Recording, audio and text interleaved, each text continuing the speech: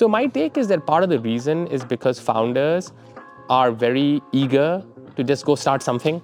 Then I want to go get some funding and let me go start the company.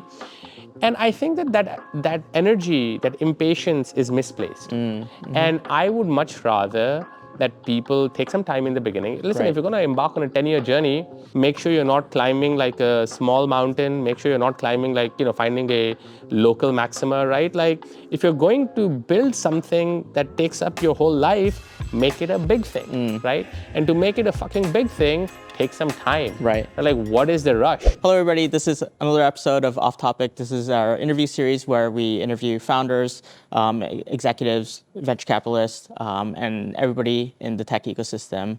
Today, I'm super excited to be here at South Park Commons at the beautiful offices. Thank you. Thank you. With Aditya. Thank you and welcome to the podcast. Thank you for having me. This is always a pleasure to be able to chat with people about what the work that we are doing here. And it's a pleasure and an honor to be talking to you today. And so, can you describe who you are and what South Park Commons is?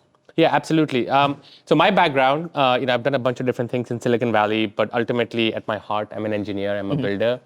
I came to, I'm dating myself, but I came to Silicon Valley now 21 years ago. Wow. I came here in the summer of 2004, where unlike most of, I went to Carnegie Mellon. Great of a school. well-known, computer science university. And I tell people jokingly that 147 of us graduated with a computer science degree, and I think 143 people ended up going to Wall Street. They ended up going to work at hedge funds, quant funds, consulting shops, banks. And I got pretty close to going to Bridgewater Associates, which is obviously a well-known hedge fund now. The people there were fantastic. But at the last minute, kind of in my head, I was just like, I love building software. And hedge funds don't really write software. Or they kind of do, but not for the purpose of writing software. So I decided to go west, young man. So I ended up at Oracle. And my God, Oracle's, it's a company that's not always in the limelight. But if you think about the staying power of their software, it's remarkable. Like there's a reason why Larry Ellison is still the second richest man in the world. And part of it is because Oracle's database software still powers a lot of kind of the experiences that we see, particularly for a subset of use cases that require high integrity and so on, right? But I did not spend a long time at Oracle, but I did have the chance to be mentored by some amazing people. So one of my early mentors at Oracle was a gentleman named Benoit Daggerville. So Benoit is a world-class engineer who really showed me the ropes, but then obviously went on to start Snowflake, which is kind of a well-known company today. And I can get into more details of my history from there if that's, I mean, like let's first dig in here. Like, did you know about Oracle when you first like went there? Like, how did you kind of find out about that? It's a great question. So I obviously everyone knows of Oracle. It's kind of an iconic database / company, technology company. But the reason I had never really considered working at Oracle, but this was kind of a somewhat interesting genesis story where while at Carnegie Mellon, I kind of wrote a paper. And my paper was how do you make operating systems essentially self-healing and self-optimizing? And the idea was that deep in the guts of these operating systems, there are lots of these variables that are hard-coded, and they're kind of like, hard-coded for particular workloads, whether you're doing a database server or a web server. And so my take was, well, what if we made a lot of those variables dynamic and in some ways let the system automatically tune itself, right? So actually like an early form of gradient descent, an early form of machine learning. So I wrote a paper for this, and then someone at Oracle just happened to read this paper, and my paper was not impressive. It was a very, run-of-the-mill kind of imagine a 21 or 22-year-old grad student kind of like writing something cool. But somebody read it and they reached out to me and they said that, a lot of the future of the Oracle database is also to be self-tuning because the Oracle database is too complex for humans to administer and optimize by themselves.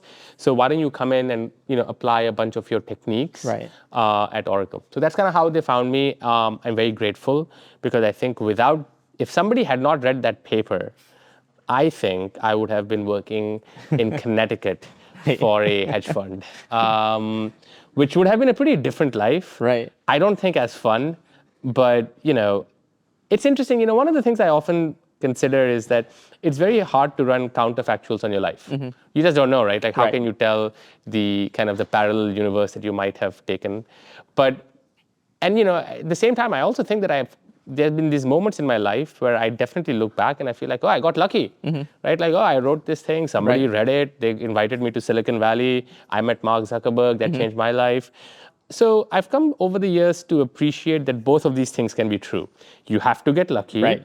but you can put yourselves into position where you are a big bullseye for luck. Makes right? sense. And you do more, you meet more people, you take that meeting, you talk to that weirdo, like it all can, you kind of have to put yourself out there. Got it. Yeah. And then from there, what's been your journey until at least founding Southpark? Yeah, for sure. Listen, there's been a bunch of interesting stops along the way, Yeah. so feel free to stop me wherever you want. But after being at Oracle for roughly, not that long, like less than a year, I ended up kind of having this realization that Oracle's a great technology company, but they're also somewhat slow, right? Like, listen, if you're trying to build and ship database software, it by definition has to be very battle hardened. Right. It has to be super resilient. Right. And you don't get to make mistakes with database software. And they're a big company. A big company, right? Yeah, exactly.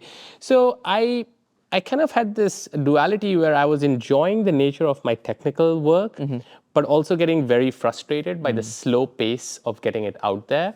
So I, started asking around.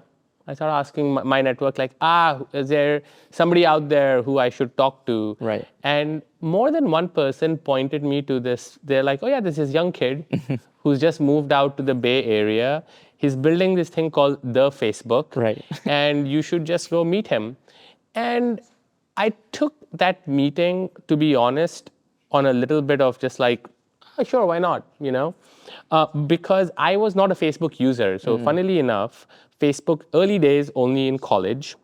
And I had already graduated when it launched at Carnegie Mellon. So I was like, I had no use for a college-only social network. Right. So I was like, whatever. But I met him, and what I tell people, I met Mark Zuckerberg, and this person happened to be Mark Zuckerberg. And I tell people that to this day, this is as true about Mark today as it was like 21 years ago when I met him. Two things immediately strike you about him. This is very apparent. First one is that he is just very, very smart. Like his clock speed is 4 standard deviations, and he's just like, he's just very kind of intelligent. Right? It's not something that is often talked about. When we talk about all of these icons of our industry, people sometimes forget to talk about, like, in addition to all of their psychographic traits, they're like at least Mark, he's just very smart, right? Like he's just incredibly intelligent, right?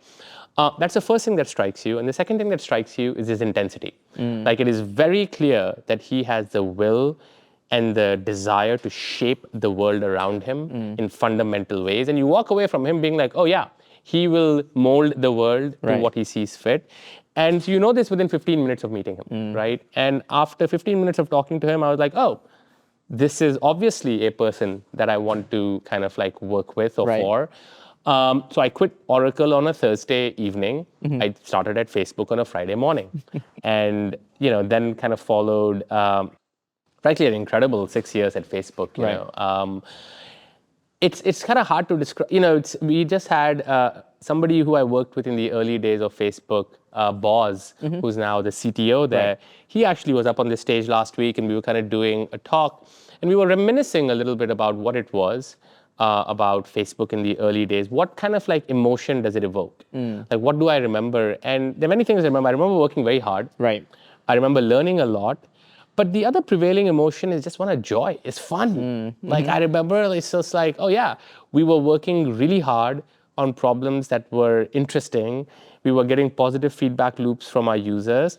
We were surrounded by friends. Right. And it's just about, in some ways, it's about as pure an instantiation of joy in a startup environment as you can get. So I had an incredible time. Right. Early days at Facebook in terms of building a bunch of infrastructure, building a bunch of products. It's also very fast, especially compared to where it is super where fast. where you like were the before. feedback cycles like you get, I think are very fast. I think Facebook, I think to this day, is a big part of my DNA, right? Like, I think how I choose to conduct myself, how I choose to show up at work at South Park Commons, how I choose to work with founders that I work with. I think what my commitment to my team is that I will work with incredible intensity and kind of like intensity and integrity. But what I expect from my team is that like we might lose for many reasons, but we will not lose because we are moving too slowly, and we will not lose because we didn't put it all out onto the field, right? So. In Facebook, did that essentially just start with Mark and just kind of like, trickle down the organization, or was that kind of, was Mark was a big part of it. Okay. Like Mark to this day, I think is one of the people he's one of the hardest kind of like working people I've ever met. Right. He's somebody, still close to Mark, and he's a dear friend, but he still works really hard, right? Like, and I think one of the other things that I feel very strongly about is that I will never ask anybody to do anything that I will not do myself, right? I will not ask anybody to work harder than me. Right. I will not ask anybody to do any task that I find beyond myself. I mean, I say this story, which is like, it's kind of wild to me. And when Ruchi comes into the office today, she kind of will come in and she'll walk around the office and she'll kind of do what feels like, she's like, hey, like, do we need to empty the trash cans? Do we need to fix kind of like the lighting in this room? Right. Like and I think it comes from a place, and this is very important, which is there's no job too big or small for anybody in the organization to take on, right? And if there's ever a day where I'm like, oh, I don't want to do X, but somebody else should, right? I don't love that, right? And I can see how, I think an intellectually rigorous person could look at me and like, does that scale? Right. Like, I don't know, but I like it. I like having an egalitarian culture where everybody can be asked to do everything. And yes, you want to make sure people find points of leverage. But ultimately, I think there's something very clarifying about the fact that we can all play specialized positions on a team, but the basic level of integrity and intensity are kind of like present across everyone, no matter what role you're taking on. Got it. Yeah. I think in like Japan, for example, every single kid in school has to clean. Oh, that's cool. Right. And so like and then at work, people do the same thing, right? Yeah. So oftentimes, in not every company, but in some of the bigger tech companies, the CEO themselves cleans their desk every single day. And, that's awesome. And so like it's your point, right? Like no work is beneath them. Yeah. But that creates it creates a mindset, right? 100%. That's really important. Yeah, I think I really wish that one of the things that really irks me, I probably, I don't want to go off on my high horse, is like, oh man, I'll go here. Okay.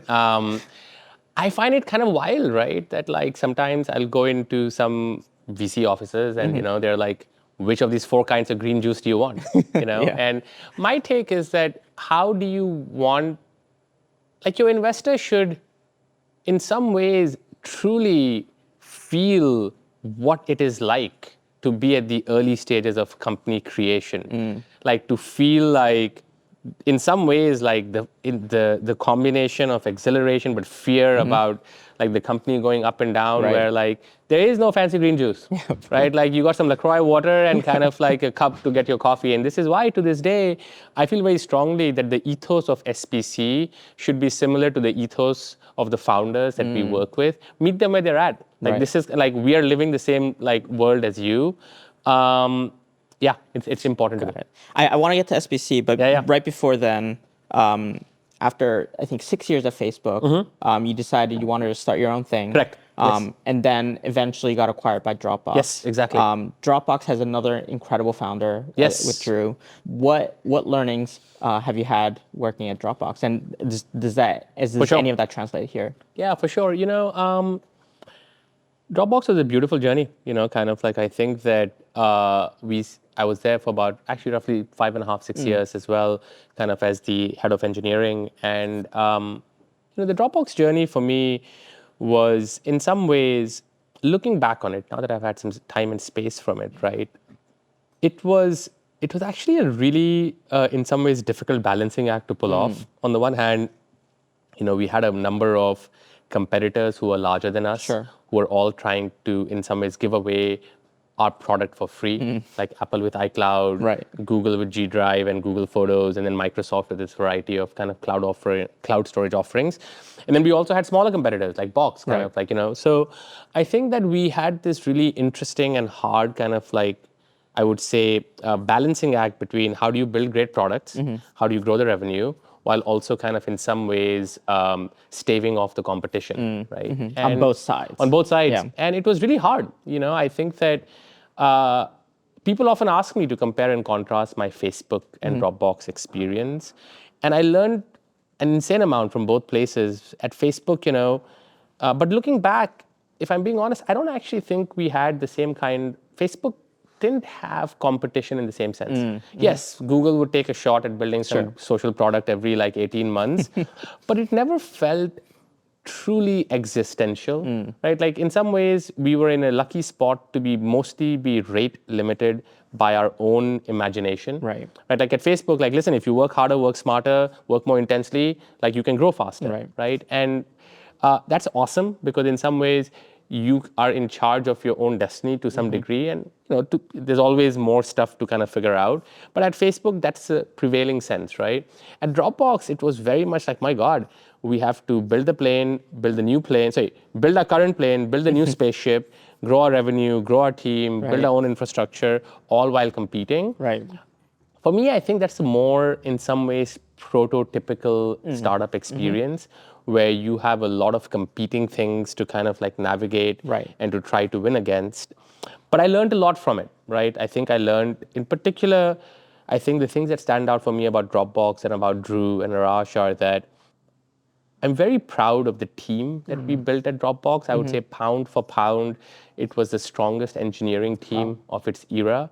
Our ability to do everything from building out complete new cloud storage. We were one of the first companies outside of the big cloud providers to have multiple petabytes of storage at scale in our own data centers, to doing client software across Windows, Mac, Linux, and kind of working seamlessly. So our team, I think, was excellent. So I learned a lot about what it means to have a super high quality team. And I also think that Drew and Arash led the company with a lot of heart. I think that they created a company where there was an immense focus on teamwork, an immense focus on sweating the details, and really kind of proud of the time that we spent there. I spent there and just kind of learned a lot. Amazing. Yeah. Let's talk about South Park Commons.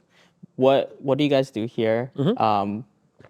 I think you have a fund associated with it as well, but I don't think it started with a fund. No, it didn't. No. And I think, if I remember correctly, it started off with dinner conversations at your house. Yeah, it really did. Yeah. The early genesis of South Park is very much as kind of in the classic tradition of Silicon Valley. It's about solving a deeply personal problem. South Park, SPC was started by Ruchi Sanghvi. So Ruchi is the founder of SPC. She calls herself the founding partner. She also happens to be, the founding member. She also happens to be my partner in life. We're married. And the early genesis of South Park was really, I think, Ruchi having this idea that, hey, I kind of want to do something, but instead of just jumping into my next project, I want to go explore. I want to go tinker. I want to go explore. I want to learn what's happening at the frontier. And then essentially, we found 10 other people who were at early stages of kind of, I would say, in between things to come in and essentially ideate. Right. And it was very simple. It was kind of we called it a learning community. It would meet at our house. And in the early days, we kind of did three things. And this remains very core to the SPC philosophy and DNA today. The first thing was that an insistence on building and prototyping, right? So in the early days, we were like, hey, you have to demo something every week. Oh, wow. Right? Because one of the failure modes we were worried about was that, hey, we can start a learning community, but then what if it just becomes like a intellectual salon, right? But Just people are not building. Yeah, exactly, right? And our take was that the whole point of having a learning community is to build shit, right? It's that is the goal.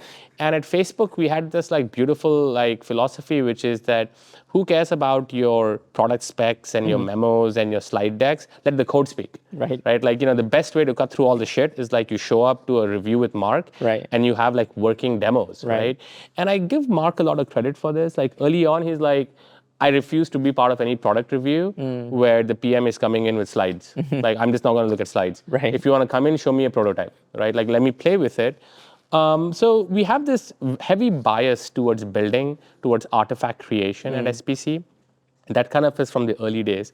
The second thing that we did was that we would pick interesting areas to learn about, and then we would educate each other. So like I think in the early days, we had like deep learning. We obviously had, so that's obviously very hot now, but we also had like nuclear fission and fusion in SMRs, like small modular reactors. We had water technology. We had like, permissionless, stateless, distributed protocols, aka crypto. So we basically would pick a topic, we would go deep in it, we would find journals, reading papers, and we would educate ourselves, right? And that still to this day is a big part of SPC through our forums and our kind of like groups that we have, reading groups that we have at SPC. And then the last thing we would do is that we would invite really interesting people who are kind of like somewhat weird, somewhat heretical to come in and speak to us. And I look back on it now and like I'm like, wow, this is pretty cool. But back in like 2017, 2018, Ilya Sutskever would come and give a talk at like in our living room, kind of telling us about, he had just started this wacky lab called OpenAI. And he was just like, oh, I believe that scaling will solve everything. Like we'll just throw scaling at everything. We would have Vitalik Buterin come in and talk about his vision for a global, stateless, distributed computer that could be used to essentially be like a global kind of like, computer, right?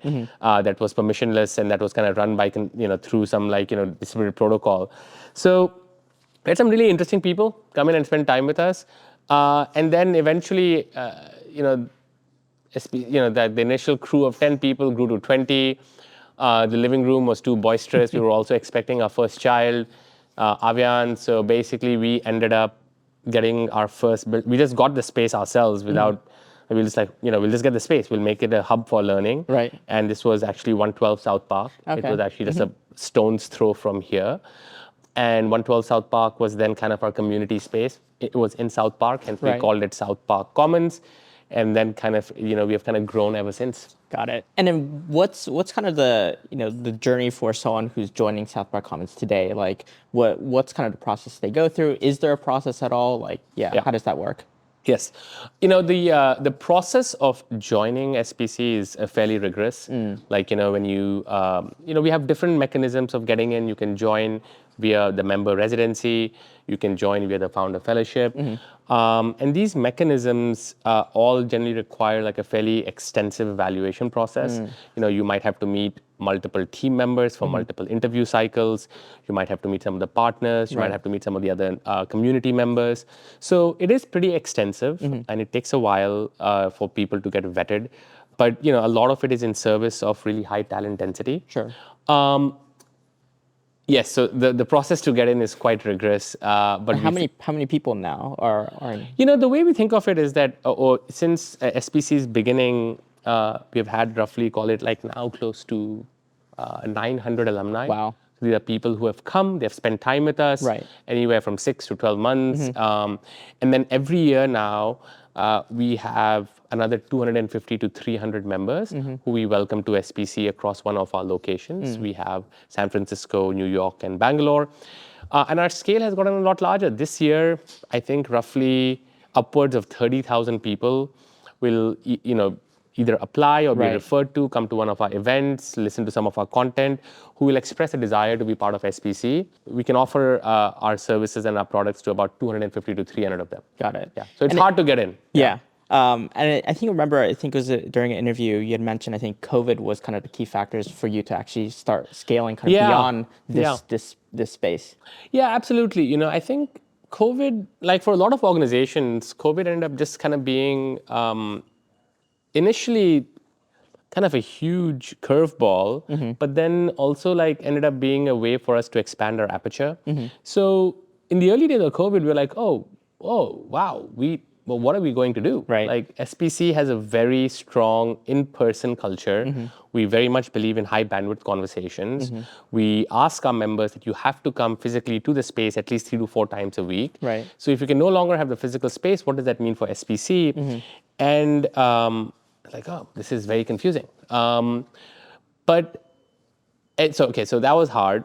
But at the same time, one of the things we also kind of got the message very strongly from our members at SPC was that, SPC is more important to me than ever. Because the early days of COVID were very isolating. Like everybody stuck at home. especially if you are a founder or you want to figure out what to do next, it's very hard to, in some ways, a lot of the reasons for SPC existing in the first place, to be surrounded by really smart people who kind of push you to do great things, that need became even more important during COVID when we were all isolated, right? So we kind of like, I'm very proud of us as a team because we pivoted hard. We kind of like really danced, weaved, and we were like, you know what? We're gonna run SPC all over some combination of like Zoom, Slack, and all of these things. Right. So we started to figure out like, okay, how do we kind of create community through Slack? How do we create community through Zoom? How do we create community through activities that are allowed? For instance, like can we all kind of have like when there was social distancing and we were allowed to do it outside, what can we create, right? So I think I'm very proud of the organization for in some ways forcing us to kind of in some ways get past the constraints we had set for ourselves. And then the other thing that happened during COVID was that organically, because New York was actually, like San Francisco's response to COVID was just ridiculous. Yeah. Like, after the first 1 year, when they basically just shut down the city and, did not reopen the schools, the offices. New York was much more sane, right? They actually allowed people to start leading normal lives with kind of, some of the risk, obviously. So a lot of our members were like, actually, New York is a better place to kind of move to allow for like this kind of interaction. So they moved to New York, and we would get people pinging us being like, oh, there's like 25 of us from SPC who are hanging out in New York. Right. And in the beginning, we were like, okay, great, just go hang out. Good for you. Like, we were like, oh man, San Francisco sucks. But like, New York, good for you. And then over time, we were like, actually, why not just open a SPC space in New York? So again, started very organically, very kind of bottoms up. We got a space. My God, our first space, 650 Broadway, that was a hoot. That was a very small walk up. There was no elevator. You kind of had to walk up 5 stairs, but very gritty, very like, this is like the startup essence of SPC in New York. And then we kind of grew it, and SPC New York has now become a thriving presence. We now have an awesome space on Cooper Square, and we have figured out, one of the key things for us is that whether you're a member of our community in SF or Bangalore or New York, we don't think of you as an NYC member. Like we'll often have people from NYC visiting here, from here going to SF. We also have like the same corridor between here and Bangalore. It's one community on Slack. So I think that the key North Stars for us is that we must have extreme high talent density. We must have founders who are willing to build things. And then after that, like, the location is not necessarily the high order bit as long as people are communicating and collaborating. Got it. I want to get into one of the core tenets of South Park Commons. I think you list on your website, and you've talked about this concept of negative one to zero. Yeah. I think so many people talk about the 0 to 1 process instead, and they've, a lot of accelerators, incubators go on that side. Why was it important to you to do this -1 to 0? I like the way you phrased that question, so I'll answer it somewhat literally. Why is it important to me, right? Here's kind of like my thought process, right? I think that, I love startups. Like, I just deeply love startups and kind of like the effect they can have on the world. Now, obviously, I have a biased view. I've had the chance to work at some startups that I think have really changed the shape of our lived experience, like whether it be Facebook, whether it be Flipkart in India. But I think that startups are actually the best vehicle that we know how to achieve planetary scale progress. I think big companies also have a bunch of impact. Governments have a bunch of impact. But they're often sustaining technologies, not truly innovative technologies, right? So my goal in the world is for more startups to exist. I want great founders to build more startups. I have an abundance mindset about this. I do not think it is zero sum. I think it's awesome that there's like us, there's other programs. I'm a huge fan of like, stuff like YC and all of this. I'm like, how much value they've created, right? So my take is actually that I want more startups to exist. However, there's a small caveat. Right? My caveat is actually that I think that it is not good enough to just start a startup.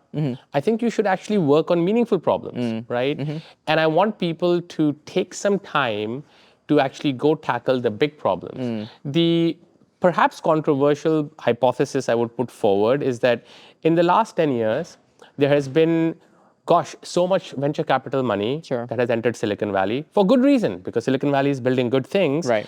But I actually don't think we have seen an equivalent rise in great companies, right? Like, Interesting. Like when is like the last generational companies? Like I don't see us creating generational companies at Right. the same rate, right?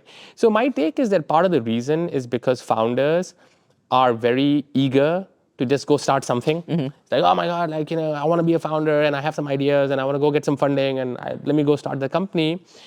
And I think that energy, that impatience is misplaced. And I would much rather that people take some time in the beginning. Listen, Right. if you're going to embark on a 10-year journey, take like 3 to 4 to 6 months to map out like the terrain, make sure you're not climbing like a small mountain, make sure you're not climbing like, finding a local maxima, right? Like if you're going to build something that takes up your whole life, make it a big thing, right? And to make it a fucking big thing, take some time. Right. Like what is the rush, right?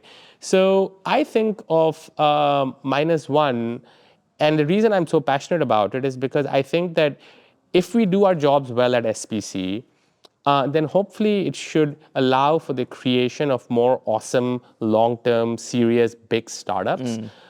And I think it's also just good for founders to take Right. some time. But again, like I said, I have an abundance mindset about this. Yeah.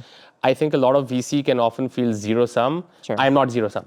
I'm just like, great, more companies, the better. As long as the companies are like serious big shots on goal, I think that as a society, we should find a way to fund all of the great founders Right. out there who want to take a serious shot on goal. So this is why I'm so passionate about the work that our ecosystem does. I really like how you describe this process as messy and then squiggly. Yeah. I really like Super the word squiggly. there. Yeah. Because like you go kind of all over. Yeah. But then you eventually find it. Yeah. I think a lot of people think the initial ideation of something is simply kind of serendipitous, but it's often not. It's not. Often through all these discussions, all these different things, all like building different types of things. Yeah. So I think the example I always give is there's a famous story of how Netflix was founded, right? A lot of people would say that, Reed Hastings, I think it was Apollo 13, right? Like he got a late fee on it at Blockbuster. Great movie. What a great movie. Yeah, what a great movie. But that's actually not the story of how Netflix was founded. It was actually through discussions with Mark Randolph and Reed Hastings in the car, right? It's described in Mark's book. But and so like that process, right? They were able to do it naturally, but I think you're kind of helping bring people together to. We are, but to your point, I think it's quite interesting. I think one of my favorite books, this is somewhat of a tangent, is by Milan Kundera. It's called The Unbearable Lightness of Being. And the reason I love it is because it kind of talks about this somewhat ethereal essence that is both very important and serious, but yet hard to capture, right? And when I think about the process of kind of starting a company, I think the harder you try to start a company, the harder it becomes, right? Because what you're really hoping for is some combination of inspiration, serendipity, personal connection to the problem, a personal amount of like determination, and you can't force it. I have found that like for founders who are trying too hard to become founders, my best piece of advice is actually like, yo, like go like travel the world for like 2 weeks. Go actually switch off your brain. The more you wake up being like, I must start a company, the more you'll probably end up actually starting suboptimal companies, right? And so it's a tricky balance, right? Because I have such a deep amount of respect for that founder like intensity and journey, but sometimes I want to advocate for being a little bit lighter about it, right? Like you cannot be. It is both the most important thing in the world, Right. but also like needs to be a very lightly held emotion, and it's a tricky balance, right? That I don't think ever goes away, but I think it's worth acknowledging because I think that you cannot muscle your way into being a founder. And I think that like it's also no shame to being like, actually, shit, like I just don't have any great ideas right now, right? Like I spent 6 months, like I just don't have any great ideas. That's okay also, right? But I think it is that conversation that I think is quite hard for us to have in Silicon Valley today, which is a shame because I think we end up pushing a bunch of people to just start companies because that's the high status thing to do. Right. But I want to push people to start companies as and when they feel that combination of, again, creativity, inspiration, serendipity, determination, grit. But it's a heady mix that needs to come together. Right. And I feel like there's, the pushback to that idea might be like, there's a lot of pivots that have done well. But like I'm like recalling all the famous pivots of like Twitter, Slack, Instagram, YouTube, Musical.ly, Venmo. All those companies don't seem very recent as well. Maybe there are as well. There are companies that have pivoted recently as well. But no, I think that there's lots of pivots. So we see this at SPC a bunch, and whether they're big pivots or small pivots, I think all of these things can be true, right? That a company might go through multiple generations of what they're building, right? But yet at the starting point, the founder really was looking at himself or herself and saying, this is a big idea that I have conviction in, that I've thought enough about. So all of these things can be true. Starting a company, I mean, sometimes I'm like, man, I wish there was like a more prescriptive, well-defined, well-understood process. But unfortunately, it is kind of like a mixture of these things that are, like 70% true and like, non-linear. Right. But it is kind of a mixture, I think, of you can do all the right things and still not get the outcome that you want, but that doesn't mean you shouldn't do all the right things. Right. Yeah. So I know we're running out of time. Last kind of 3 quick questions. Ooh, quick. One is so on your website, I think it's still there today. You compared South Park Commons to kind of the modern day Xerox PARC. I was curious why you made this comparison, because I think obviously incredible innovation came out of Xerox PARC, but you can also argue commercially maybe it wasn't super successful. It's true. Right. So what was kind of your thought process in comparing yourself there? I think that the idea was that Xerox, I think that the part about Xerox PARC that is really resonant for us today is the idea of super high talent density that was put in a environment of exploration, right? I don't disagree with you that like we need to figure out, I mean, coming to the point earlier of like, I don't want to sit around and have ideas. I also want people to build things, build companies. I think that's important as well. And I think it is a failing of Xerox PARC that they did not monetize, Ethernet, kind of the GUI and the mouse. But certainly in terms of like, the legendary characters they had there between Alan Kay and Bob Metcalf and everyone, like, what an amazing place to be at. And then incredible founders came in and then used all I mean, you could argue, right? Like, like Xerox PARC is the reason why we have like, Mac OS, right? It's definitely the reason why we have it. So a few more kind of lighter kind of questions. Like we actually talked about this off topic. Like we discussed this. Like there's a lot of founder movies right now. There's or like even like Air that talks about kind of the story of the Air Jordans and signing. Good movie. That was a good movie. It was a great movie, but it's also pretty inaccurate at times. But it served a purpose of bringing a lot of new, especially the social network at least, brought a lot of people together. Do you think, movies like this, is overall good thing for the startup ecosystem? A negative one? No particular thought? It's a good question. I'd say probably net positive is my take on it. I agree with you. One of the things I learned about, frankly, journalism after being at Facebook, and Facebook was obviously a widely reported on company. Right. And then we were always like, oh, why is this shit only like ever 30% accurate? And also the exact 30% seems to differ. Which 30% is accurate is different from publication to publication. At first, I used to assume some, frankly, like some combination of incompetence and malice. And then over time, I realized that how can you, like, from a more theoretical perspective, how is it possible for an external observer to truly understand the workings of a fast kind of moving company, right? It is actually not possible. Right. So it's almost like I have now come to realize that all journalism is very flawed, despite journalists doing the best job that they can, right? So my answer to this is, would I rather have, for things where I want the world to be inspired, do I care more about accuracy or do I care more about inspiration? And I would say, like, I want people to be inspired. I want my kids It's actually pretty cool. So my 8-year-old somehow now has discovered that I have a podcast. So he listens to my podcast. Wow. And I'm just like, yeah, great. So it's inspiring him to think about robots and companies. Does he give feedback on it? He does. He does.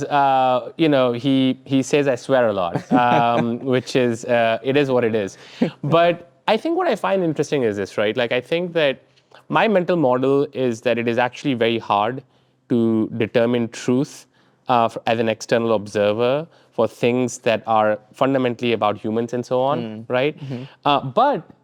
So I think of journalism more as storytelling. Right. They are narratives, they are arcs, they are stories about humans and people and ambitions and goals. So I think insofar as you think of them as like imperfect stories, I think it's still fine, right? Like I don't know if the Iliad is like accurate or the Odyssey or whatever, but I still love it as a story because it inspires me. So last question, and this is kind of more of a broad ecosystem, potentially an issue. So I think Patrick Carlson, Sam Altman, others have talked about how there are not as many kind of top entrepreneurs today who are under 30 years old. And maybe that's slightly changed now with the age of AI. But in the past we've had Bill Gates, Steve Jobs, Mark Andreessen, Mark Zuckerberg, all these different folks. And maybe you can argue now you have Michael from Cursor or Scott from Cognition. But do you agree with this general sentiment that maybe we don't have the top entrepreneurs being under 30? And if that is, why is that? I don't know. I see a lot of great entrepreneurs under the age of 30 coming out of SPC. I would say that if I look through our kind of best companies and kind of certainly fastest growing companies, actually the vast majority of founders are roughly kind of in their, in the early to mid 20s. So I'd probably say, I think this is one of those cases where I often wonder whether our cognitive bias is towards, we remember the Mark Zuckerbergs. Right. Because it's so rare for a 19-year-old to start a legendary company. Yes. Right. But if you go and look through the data, I think the data very clearly actually shows that 80% of kind of like value, whether it be kind of like public equity market value, is often started by founders who are above the age of 30. We talk about Zuck and that's awesome. We talk about Michael Truel, awesome. But yes, Dario started Anthropic when he was in his 30s. Right. Elon Musk started SpaceX, Tesla, his 10 other companies. Now XAI, right? All at the... So I think that this is where I don't have a judgment point. I'm just like, actually, the vast majority of startup value is often created by people who have seen, a little bit of what the movie looks like. Right. But I also see a bunch of younger founders. So I don't know. I don't pay too much attention to kind of the age demographics. For me, the more important bit is actually irrespective of age. Actually, this is my stronger point of view. I think we get over-indexed on age in Silicon Valley in both directions. In like, is somebody young enough? Right. And is somebody too old? Right. I actually think what I have found is that I have met plenty of 20-year-olds who strike me as having the caution of a 50-year-old. And I've met plenty of like 40-year-olds who strike me as having like the heart and the energy and the curiosity of a 20-year-old. Right. Like I personally just don't think that age is the high order bit. You might have like modalities of like distributions of certain psychological traits, but ultimately I have seen enough curiosity in the older people and enough kind of like premature maturity, if you will, in younger people that I tend to not think of age. Incredible. I think I'm a 20-year-old, just saying. So it's more the mindset. It is absolutely a mindset. Amazing. There's a lot of founders in Japan who are potentially interested in joining SPC. Yes. What's kind of the best way to reach out? What's the best way to learn about the program? I'd say that if I were somebody who was working in engineering or product, I think try to come and spend some time in Silicon Valley. I think it's a remarkable place. I think one of the cool things we have going for us is that we are very like welcoming, right? Like, I think our default is like, let me take a coffee. Let me tell you about what I'm working on, right? Passing it forward. Yeah, passing it forward. Come to Silicon Valley, come spend time, maybe come by SPC. We definitely have some folks who are, who are alumni, who are Japanese. But in general, like, come by, let's go west, young man, and, and just like, let's build things. Amazing. Yeah. Well, thank you for your time today, and hopefully you'll come to Japan soon. Yeah, I've been to Japan 3 times, hopefully soon. Yeah, maybe someday SPC Japan. You never know. Yep. Yes, that'd be lovely. Thank you. Thank you so much.